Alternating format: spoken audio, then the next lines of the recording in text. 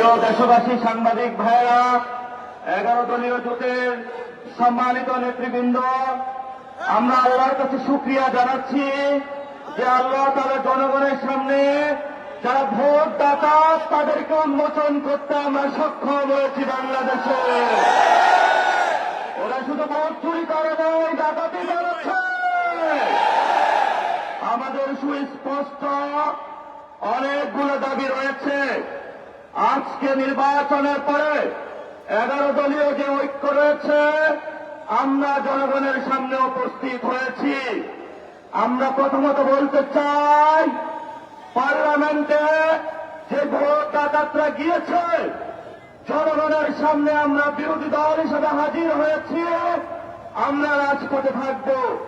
কড়ায় গন্ডায় ইঞ্চি ইঞ্চি করে জনগণের উপরে যারা ভোটের ইঞ্জিনিয়ারিং করেছে, ভোট ডাকাতি করেছে, নতুন ভাবে জুলুম চাপিয়ে দেওয়ার চেষ্টা করছে, আমরা তাদের কাছ থেকে বুঝে নেব ইনশাআল্লাহ। আমি সংক্ষিপ্ত কথা বলবো।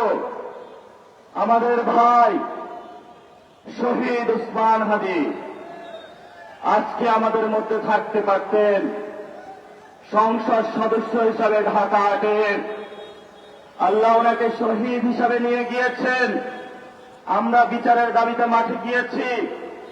আজকে এই যেহেতু বিরোধী দলীয় যাত্রা হচ্ছে এই বায়তুল মোকাররম থেকে, আমি সরকারের কাছে আহ্বান জানাবো, দেশের কাছে আহ্বান জানাবো, প্রশাসনের কাছে আহ্বান জানাবো, আপনারা দ্রুত গতিতে শহীদ উসমান হাদী ভাইয়ের হত্যাকাণ্ডের বিচার যাতে হয় সেই উদ্যোগ নিন। আমাদেরকে এতদিন বলা হয়েছে বিচার এবং নির্বাচন মুখোমুখি দাঁড় করাবেন না। আমরা মরিয়া প্রমাণ করিলাম যে আমরা নির্বাচন বিরোধী নই। এখন সময় এসেছে শহীদ উসমান হাদী ভাইয়ের হত্যাকাণ্ডের বিচার করতে হবে।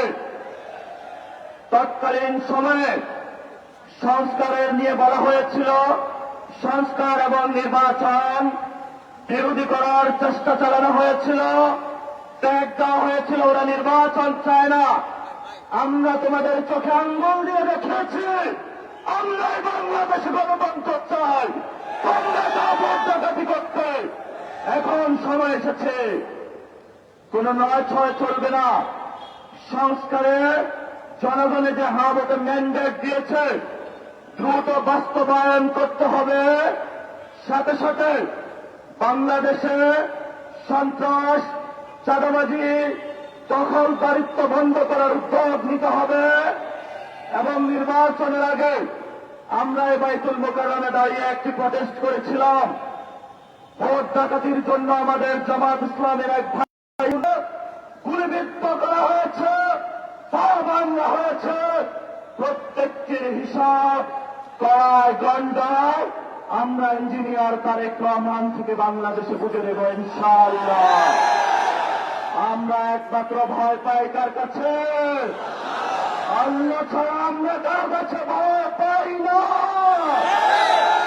হে মালিক, তুমি আমাদের রক্ষাকারী, তুমি আমাদের রিজিক দাতা। যারা এই বাংলাদেশে জনগণ 17 বছর অপেক্ষা করেছিল, আমাদের অধিকার ছিনিয়ে নিয়েছে, রক্তঘাতির মাধ্যমে ভাইদেরকে হত্যা করেছে। আসেন মালিক, তোমার মালিকের বিচারে আমরা বিচার রেখে গেলাম।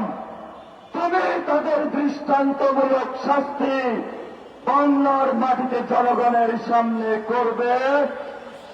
আমরা আজকে তোমার মসজিদের সামনে বিচার রেখে গেলাম। বাংলাদেশের মানুষ হতাশ হবেন না। লা তাহজান, ইন্নাল্লাহা মা'ানা। আল্লাহ আমাদের সাথে আছেন, শক্তিমান, ভয় নাই। চোখ আমরা ইনশাআল্লাহ দ্বিগুণ হয়ে পার্লামেন্টে যাব। সবাইকে আসসালাম, সবাই দোয়া রাখবেন। আসসালামু আলাইকুম ওয়া রাহমাতুল্লাহি ওয়া বারাকাতুহু।